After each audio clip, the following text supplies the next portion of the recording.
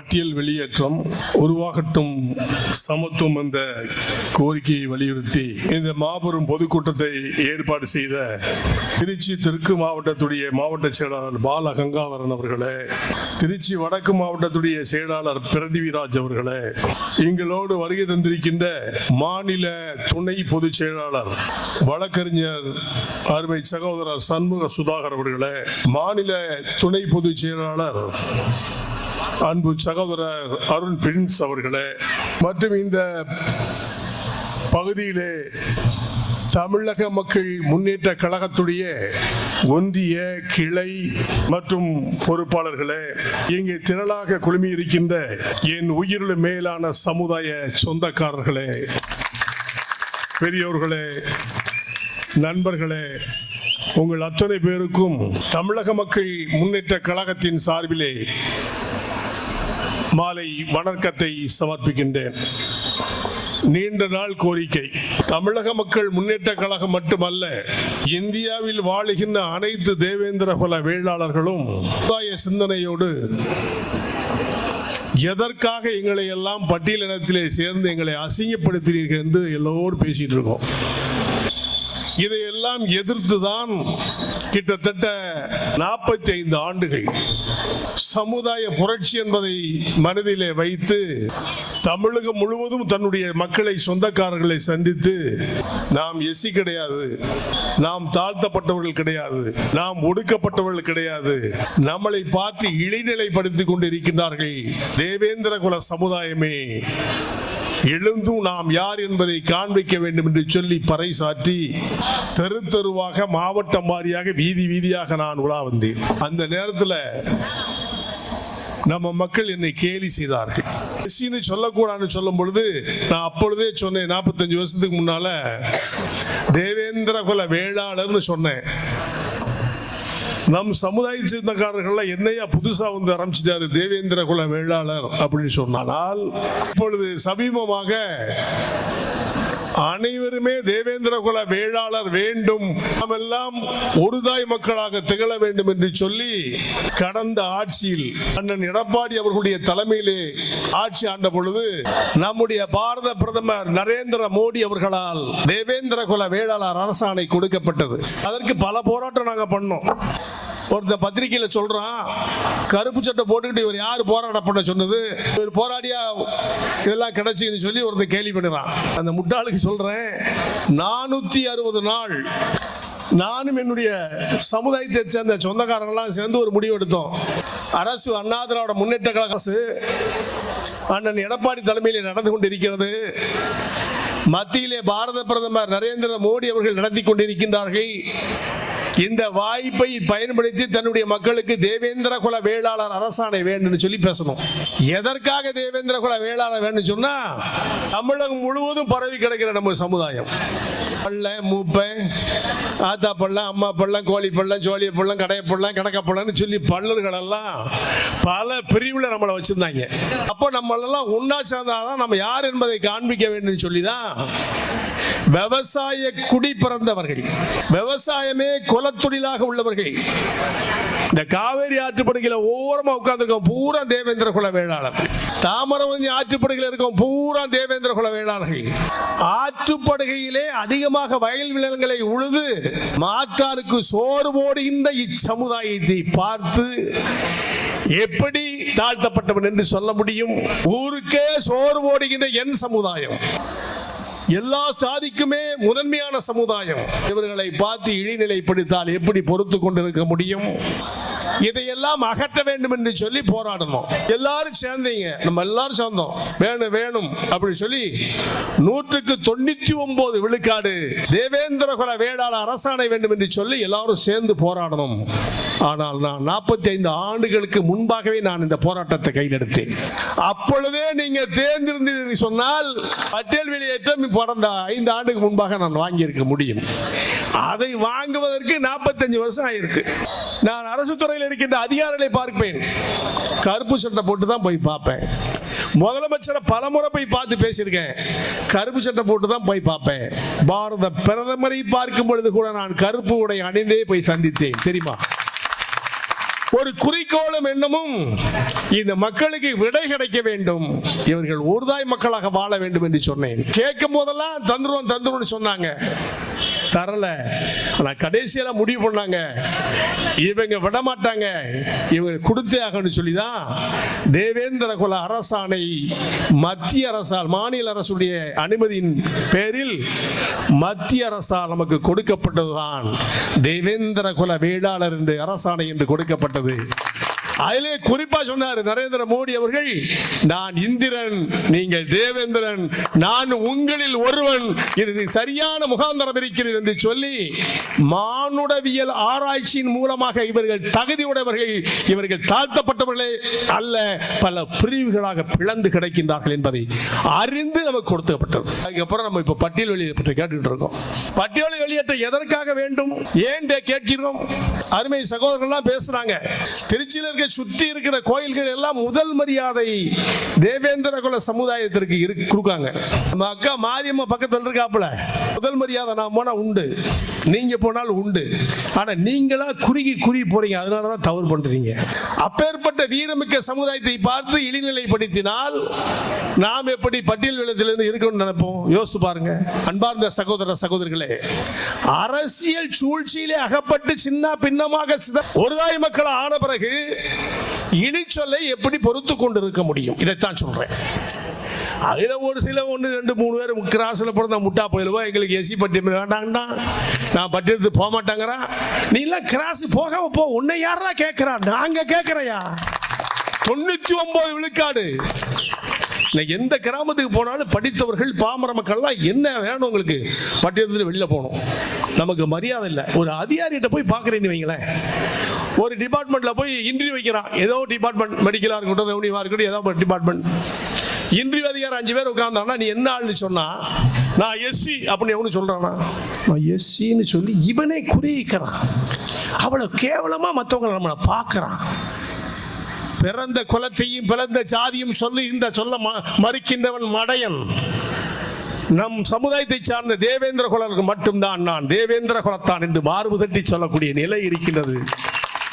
அப்பேற்பட்ட குலப்பெருமையை நிலைநாட்டுகின்ற என் குலத்தை பார்த்து மற்றவர்கள் இழிநிலைப்படுத்துவார்கள் என்று சொன்னால் எப்படி பொறுத்து கொண்டிருக்க முடியும்? அன்பார்ந்த சகோதர சகோதரிகளே, உழைக்கின்ற சமுதாயமே சிந்தித்து பாருங்கள். நாங்கள் கேட்பது எங்களுடைய உரிமை. எல்லா ஜாதி சமுதாயமும் நமக்கு ஆதரவு கொடுத்து கொண்டிருக்கின்றார்கள். தேவர் சமுதாயம் நமக்கு ஆதரவு கொடுக்கின்றார்கள். நாடார் சமுதாயம் நமக்கு ஆதரவு கொடுத்துக் கொண்டிருக்கின்றார்கள். ரெட்டியார் சமுதாயம் நமக்கு ஆதரவு கொடுத்துக் கொண்டிருக்கின்றார்கள். வன்னியர் சமுதாயம் ஆதரவு கொடுத்துக் கொண்டிருக்கின்றார்கள். பிள்ளைமார் சமுதாயம் ஆதரவு கொடுத்துக் கொண்டிருக்கின்றார்கள். ஒட்டுமொத்த அனைத்து ஜாதி தலைவர்களும் இவர்கள் கேட்பது சரி, இவர்களுக்கு பட்டியலிடத்தில் வெளியே செல்வதை அழைக்க வேண்டும் என்று சொல்லி அவர்கள் நமக்கு ஆதரவு கொடுத்துக் கொண்டிருக்கின்றார்கள். அப்பேற்பட்ட உழைக்கின்ற கோலத்தை பார்த்து ஒரு சிலர் இழிவுபடுத்திக் கொண்டிருக்கின்றார்கள். இந்த 5 வருஷம் திராவிட முன்னேற்ற கழக ஆட்சி, மு.க. ஸ்டாலின் அவர்கள்ட்ட போய் எத்தனை முறை முறையிட்டு இருப்போம். செவ்வடங்காதுல சங்கூர மாதிரி அமைதியா இருந்தாரு. அண்ணன் எடப்பாடி இருந்திருந்தா இப்பவே வாங்கியிருப்போம். அந்த ஆட்சி மாற்றத்தை இப்பொழுது மக்கள் விரும்பி கொண்டிருக்கின்றார்கள். நமக்காக நாம் வாக்களிக்க வேண்டும். இதுதான் காசு வாங்கிட்டு போறிய, 200 கொடுத்தா ஓட்டு, கோட்டு கொடுத்தா ஓட்டு. இந்த ஓட்டுடைய பவர் என்னன்னு தெரியாம கேவலம் ஒரு நாள் கூத்துக்காக நீங்கள் அசிங்கப்பட்டு இந்த குலத்தையே காட்டிக்கொண்டு வாழ்வீர்கள் என்று சொன்னால் நமக்கு யார் சலுகை செய்வார்கள்? நான் பட்டியலிருந்து வெளியில போன்னு சொன்னா நம்ம எல்லாம் ஒற்றுமையா இருக்கணும். எத்தனை ஜாதி சமுதாயம் இருக்கு, நீதானையா கொடி தூக்கிட்டு அலையுத, மற்றவனுக்கும் கொடி தூக்குறது நீதான். உழைக்கின்ற சமுதாய மக்கள் மாற்றானிடத்திலே மடி பிச்சை கேட்க கூடாது. பிச்சை கேட்பது நமது அகராதியிலே கிடையாது. ஒவ்வொரு கோயிலும் நமக்கு முதல் மரியாதை கொடுக்காத சும்மா இல்ல, வரலாறு அந்த காலத்திலே நமக்கு கொடுத்துட்டாங்க. அந்த பட்டியல் விளத்தில் இல்ல இருந்த பிறகு கூட தேவேந்திர குல வேளாளர்களுக்கு முதல் மரியாதை திருச்செந்தூர்ல இருக்கு. அங்க இருக்கிற கிட்டத்தட்ட 50 ஏக்கர் நிலம் பூராமே தேவேந்திர குல வேளாளருக்கு சொந்தமான நிலம் திருச்செந்தூர்ல இருக்கிறது. 14 பள்ளர் மடம் என்று இருக்கின்றார்களே, பல பிரிவுகளாக வைத்திருந்திருக்கின்றார்களே, அவர்களெல்லாம் விளைகின்ற நெல்களஞ்சியங்களை எடுத்துக்கொண்டு போய் திருச்செந்தூர் மேற்கு வாசலிலே பணிய வைத்து அவர்கள் பூஜை செய்த பிறகுதான், மற்றவர்களுக்கு பிரசாதம் கொடுத்த பிறகுதான் அங்கே முருகன் பவனி வருவார். அந்த ஐதீகம் எல்லாம் மறந்து விட்டார்கள். இதுதான் வரலாறு. மேற்கு வாசலுக்கு இவர்கள் எல்லாம் பூஜை செய்வதற்கு நெல்களஞ்சியங்களை அளக்கவில்லை என்ற காரணத்தினால் அதை பூட்டி வைக்கப்பட்டது. இன்று வரை துறக்காமல் வைத்துக் கொண்டிருக்கின்றார்கள். பார்த்துக்கங்க, நம்ம போனா மட்டும்தான் துறக்க முடியும். அவ்வளவு உண்மையான நிலை. ஆனால் 50 ஏக்கர் எங்கே சென்றது? 50 ஏக்கர் அரசியல்வாதி சூறாடிட்டான். பூரா பேரும் உள்ள வந்துட்டான். எனக்குள்ள உனக்குள்ள உரிமையை கொண்டாடிட்டான். அரசியலால் சூழ்ச்சியில் அகப்பட்டு சின்ன பின்னமாக சிதறி அந்த பரிவட்டம் கொடுப்பதை மறந்து விட்டார்கள். நம்முடைய உரிமையும் விட்டு விட்டார்கள். அதை மீட்கலாம். நான் போனையா திருச்செந்தூர்ல போய் எப்படியாவது மறிவட்டம் வாங்கணும்னு சொல்லி முதன்மையை வாங்கணும்னு சொல்லி போனேன். அதையும் கெடுத்தது நம்ம தான். ஐயோ ஜான் பாண்டி வந்து வாங்கிட்டான்னு சொன்னா எங்களுக்கு உரிமை கிடைக்காதுன்னு சொல்லி முட்டாத்தனமா நினைச்சான். நான் 40 வருஷத்துக்கு முன்னாடி திருச்செந்தூர் கோயிலில் போய் அந்த இருக்கிற பள்ளர் மடத்தெல்லாம் கிளீன் பண்ணி, அப்போ நான் போகும்போது பன்னி மாடம் தான் கிடந்துச்சு. அதுக்கப்புறம் நான் போன உடனே இவனுலாம் ஒரு கூட்டம் போட்டு இவர் வந்துட்டாருன்னா நம்மளாம் எப்படி அப்படின்னு சொல்லி இவனுக்குள்ள பொறாமப்பட்டு அவளத்தி போட்டு 1-2 மடம் மட்டும் கட்டிட்டு இருக்கு. மற்றெல்லாம் மூழ்கி கிடக்குது. உரிமைகளை மீட்க சென்ற பொழுது நீங்கள் எல்லாம் எனக்கு கை கொடுத்தால் தானே நான் முன்னின்று நடத்த முடியும். இதுக்கு தலைமை தாங்குவது யார்? அந்த நிலையிலே தான் பழனி மண்டபப்படி இப்ப 29 வருஷமா அகில இந்திய தேவேந்திர குல வேளாளர்களுக்கு சொந்தம் என்று சொல்லி நான் வாங்கியிருக்கின்றேனே பரிவட்டம். நமக்காக, எனக்காகவா? என் குடும்பத்திற்காகவா? என்னுடைய குலத்திற்காக வாங்கினது நானாக இருந்தாலும் உங்களுக்காக, எனக்காக அல்ல. 29 வருஷம் நடத்திருக்கோம். முதல் மண்டபப்படி தேவேந்திர குல வேளாளருக்கு சொந்தமானது.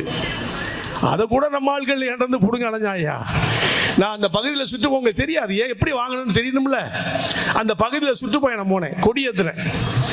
நீண்ட ஆண்டுகள் கொடியே தெரியாமல் இருந்த மக்கள், தேவேந்திர குல மக்கள், கொடி இருந்தது உண்மை, மூதாதிரிகள் உருவாக்கப்பட்டதுதான். அந்த கொடியை தெரு தெருவாக அனைத்து மாவட்டத்தையும் பறைசாட்டியவன் இவன் என்ற பெருமையாக என்னால் சொல்லிக்கொள்ள முடியும். அந்த கொடியேற்றத்துக்கு நான் பழனி மாவட்டத்தில் சுற்றுப்பயணம் ஒரு 45 கிராமத்தில் போய் கொடியேற்றினேன்.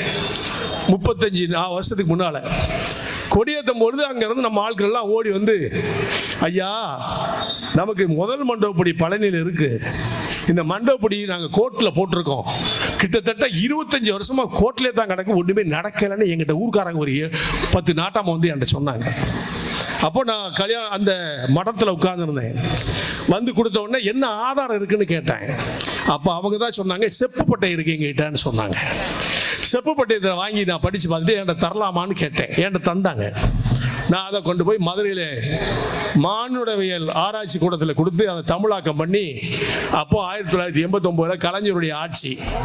அப்போ தமிழ் குடிமகன் சொல்லி தமிழ் மந்திரி ஒருத்தர் இருந்தார். அது கலைஞர்கிட்ட போய் நான் கேட்டேன், எங்களுடைய உரிமை பழனியில் இருக்குது, முதல் மரியாதையை பூரா பிடிங்கிட்டு மற்ற ஜாதிக்காரன் வச்சிருக்கான், எங்களுக்கு தரணும்னு சொல்லி நான் சண்டை போட்டு வாங்கினேன். வாங்கி 4 முறையில் 5 முறை போய் இவன் விடமாட்டான்னு சொல்லி சரி கொடுக்குறேன்னு சொல்லி அகில இந்திய தேவேந்திர மக்களுக்காக கொடுக்கப்பட்டதுதான் அந்த மண்டபப்படி. சரி, மண்டபப்படி 2 மாசம் 3 வருஷம் நடந்துக்கிட்டே இருந்துச்சு பாருங்க. இதை புடுங்க நம்மாலே வந்தான் பாருங்க.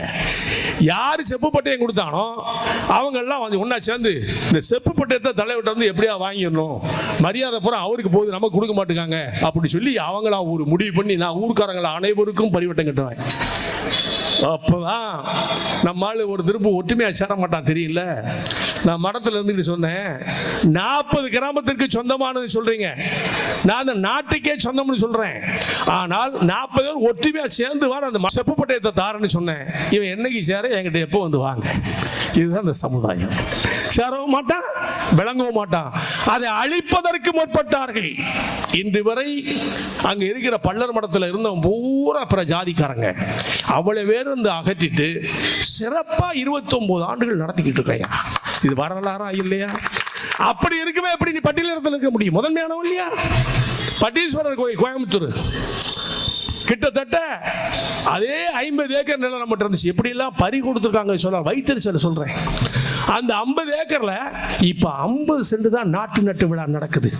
புறா பேல நம்ம பேல வித்துட்டான், சொத்த புறா வித்து மத்தவன்ட்ட கொடுத்துட்டு போயிட்டாயா. இப்படிதான் பறி கொடுத்து அனைவரையும் நம் சமுதாயத்தை கிளிநிலைப்படுத்தி சென்று விட்டார்கள். சங்கரனையனார் கோயில், சங்கரன் இருக்கிற கோயில், அங்க இருக்க சுத்து வட்டாரத்தில் அதிகமாக வாழுகின்றவர்கள் தேவேந்திர குல வேளாளர்கள். எல்லா ஜாதிக்கும் அங்க பரிவட்டம் இருக்குது, நமக்கு இன்னும் இல்லை. அதுக்கு நான் முயற்சி பண்ணி போனேன். அங்க நம்மால் தெரியுமில்ல, நான் பெரியவன் நீ பெரியவன் சொல்லி சண்டையை போட்டு நீங்க வேண்டாம் நாங்களே வாங்குறோம் சொல்லி இப்ப வரைக்கும் வாங்க முடியல. இத சட்டமன்றத்திலேயாவது எவனாவது பேசுறானா? எவனும் பேசல. அதுக்கும் நான் போனா தான் சரியா வரும் நினைக்கிறேன். இந்த மாதிரி உரிமைகளை எல்லாம் மீட்கக்கூடிய இந்த தகுதி படைத்த இந்த தேவேந்திர குல மக்கள் பட்டியலினத்தில் இருக்க வேண்டுமா? இவர்கள் பட்டியல் சாதியினரா? இவர்கள் கீழ் சாதியினரா? உழைக்கின்ற சமுதாயம். ஒரு கல்லூரியிலேயோ ஒரு வேலை வாய்ப்பிலேயோ நாம் சொன்னோம் என்று சொன்னால் முதல் மார்க் எடுக்கின்ற தேவேந்திர குல மக்களை பார்த்து அதுல கோட்டாவில் கொண்டு போய் எஸ்சி சொல்லி தூக்கி போடுறாயா? அவன் மெரிட்ல வர்றான், எஸ்சி கோட்டா வாக்கி இவனை கீழ் தள்ளி விட்டுறான். இது நமக்கு தேவையா? தகுதி படைத்தவனை கூட கீழே தள்ளுகின்றீர்களே சண்டாளர்களே, அரசு அதிகாரிகளே. அதன் அடிப்படையில் நாங்கள் படித்தவர்களுக்கு எங்கே மரியாதை இருக்கின்றது? ஸ்டேட்டஸ் வேணுமா வேண்டாமா? மரியாதை வேணுமா வேண்டாமா?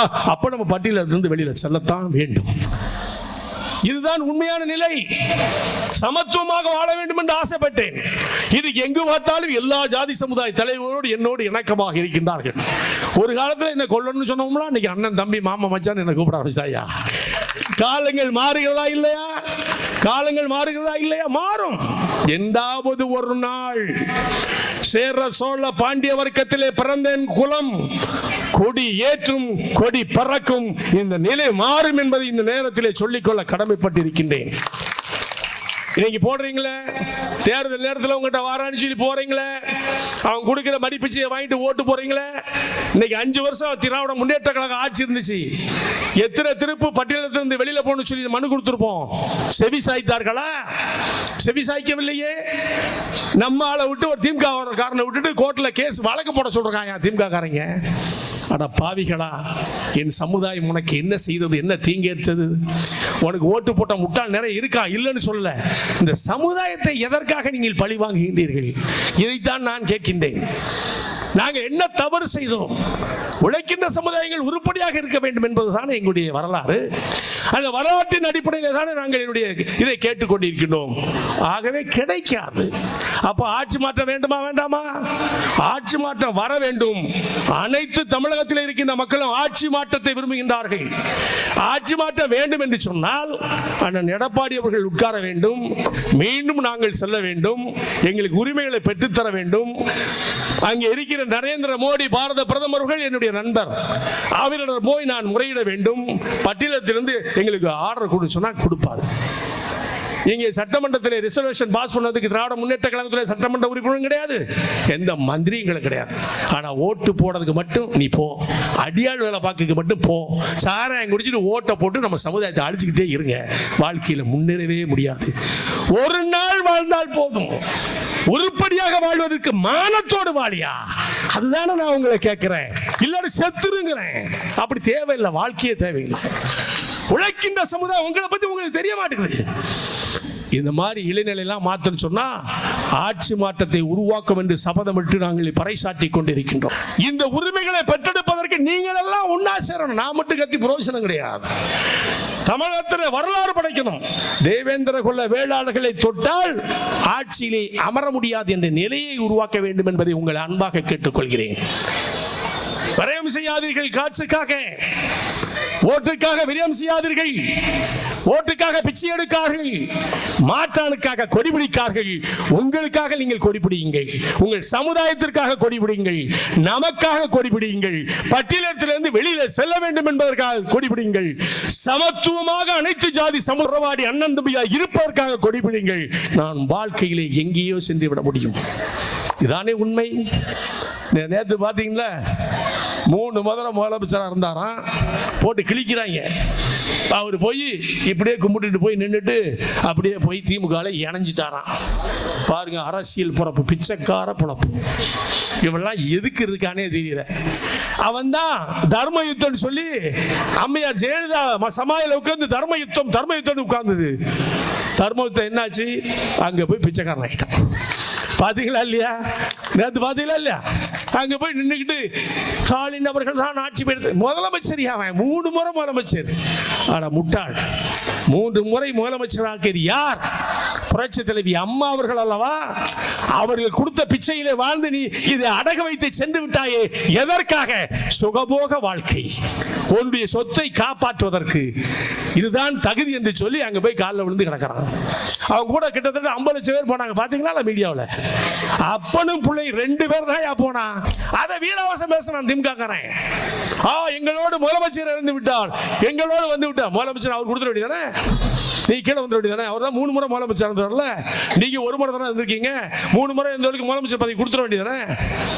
இப்படித்தான் சமுதாயத்தை காட்டி கொடுக்கின்ற எட்டப்பல் இருக்கு வரை இந்த நாடு சுடுகாடாகும் என்பதுதான் வரலாறு. அந்த நிலைமை தமிழ்நாட்டில் இருக்கக்கூடாது என்று சொன்னால், வியாபார பெருங்குடி மக்களே, பெரியோர்களே, தாய்மார்களே, சகோதர சகோதரிகளே, ஒட்டு கேட்கின்ற நண்பர்களே, பிற கட்சி திருவாகிகளே, உங்களை அன்பாக கேட்டுகிறேன். உனக்காக வாழுங்கள், மாற்றானுக்காக வாழாதீர்கள். உங்கள் குடும்பத்திற்காக வாழுங்கள், உங்களுக்காக வாழுங்கள். மாற்றம் இடத்திலே மணிப்பிச்சை கேட்டு ஏமாற வேண்டாம் என்பது இந்த நேரத்திலே சொல்லிக்கொள்ள கடமைப்பட்டிருக்கின்றேன். ஆட்சி மாற்றம் வேண்டும் என்பதுதானே உண்மை. ஏன் வரக்கூடாது? 5 ஆண்டு ஒரு நீங்கள் 10 லட்சம் கடன் வாங்கினாயும், 10 லட்சம் கோடி ஞாபகம். 10 லட்சம் கோடியை வாங்கிட்டு ஒரே நைட்ல தந்திரமா போட்டான் பாருங்க. 5000 வீட்டுக்கு 5000. அந்த 5000 கொடுத்தவன யார் பண்ணாது? உங்க பணம். ஏன் பணம்? கடன் சுமை ஒரே நாள்ல 7000 கோடி கடன். பாத்தீங்களா இல்லையா? 7000 கோடி. அந்த 7000 கோடி யார் பணம்? உங்க பணம். ஏன் பணம்? இந்த பணத்தினால் நம்ம அழிஞ்சு போக மாட்டோமா? யார் சுமை? மக்கள் சுமையை கொண்டு ஏற்றி வச்சிருக்காங்க. இது மேலும் மேலும் கடத்தை தானே வாங்குறாங்க. இது கூட தெரியாம ஐயா அவருக்கு 5000 ரூபாய் கொடுத்துட்டாரு, ஓட்டு போட்டுலாமே. ஒரு நாள் கூத்து, அவ்வளவுதான். அதுக்கப்புறம் உங்க நிலை என்ன? இந்த பக்கத்தில் இருக்கிற கிராமத்துக்கு போயிட்டு வந்த அன்னைக்கு இன்னும் ரோடு சரியில்லை, தண்ணி இல்ல. அங்க இருக்கிற ஆட்டோத்தில் இருக்கிற பசங்களுக்கு ஒரு உறுப்பினர் பருவம் கூட கொடுக்காம தேவேந்திர குல சமுதாயமனை புறக்கணிக்கிறார் என்ற செய்தியை நான் பார்த்து வேதனை அடைந்தேன். எத்தனை முறை நாங்கள் முறையிட்டு இருப்பாங்க மக்கள். மந்திரிகளை போய் எத்தனை திருப்பு பார்த்துருவா. ஏன் செய்யல? காரணம், நீங்கள் எல்லாம் கையூட்டு படம் பெறுகின்ற காரணம் தான். நீங்கள் எல்லாம் மற்றவனுக்கு கொடி பிடிக்கிற காரணம் தான். நீங்கள் எல்லாம் அவள் பின்னால் கைகட்டி நிற்பது காரணம் தான். இதை அகற்றி மாபெரும் வீரனாக, வீர மல்லத்திகளாக, வீராங்கனைகளாக நாமெல்லாம் தேவேந்திர குல வேளாளர் என்று பறைசாட்டி மாற்றானிடத்திலே அடிபணியாமல் வாழ்வீர்கள் என்று சொன்னால் நமக்கு நிகர் எவரும் இருக்க முடியாது. அந்த நிலையை உருவாக்க வேண்டும் என்பதுதான் எங்களுடைய ஆசை. அன்பார்ந்த சகோதர சகோதரிகளே, இப்படி சொல்லிக்கொண்டே போகலாம். அரசினால் பழி வாங்கப்பட்ட சமுதாயம் தான் நம் சமுதாயம். இப்படி ஒவ்வொரு கோயிலுடைய அருமையா சொன்னா, இந்த இருக்கிற சுத்தி வட்டாரத்தில் இருக்கிற கோயில் ஃபுல்லா நமக்கு உரிமை கோயில் சொன்னாங்க.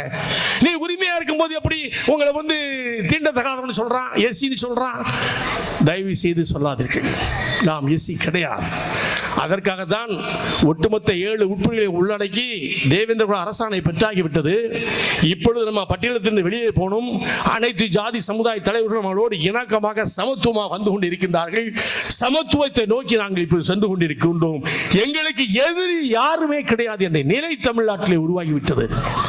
எதிரிகள் கிடையாது, எந்த சாதியும் எதிரிகள் கிடையாது. எங்களுக்கு எதிரி ஒரு சில விசமிகள், நம் சமுதாய துரோகிகள் இருக்கின்றார்கள்.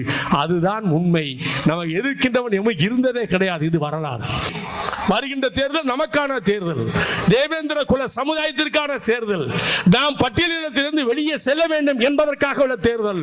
வாக்களிக்க வேண்டுவதுதான் உங்களுடைய நிலை என்று சொன்னால், ஒட்டுமொத்தமாக தேசிய ஜனநாயக கூட்டணிக்கு வாக்களிக்க வேண்டுமாய் உங்களை அன்பாக கேட்டுக்கொள்கிறேன்.